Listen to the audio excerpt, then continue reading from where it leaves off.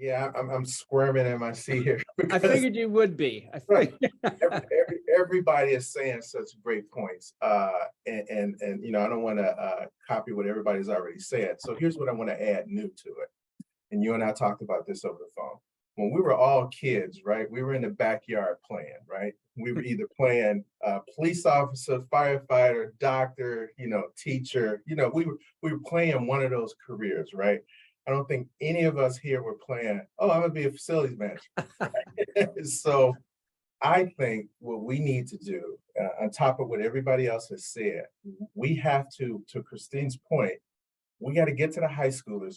We got to get to the 8th graders. We got to get to the 7th graders, and we got to get them playing in the yard, being facility director, right? Or being carpenter, or all of it. And I don't know what the answer to that is yet, but we have to make it attractive to young people so they are doing that.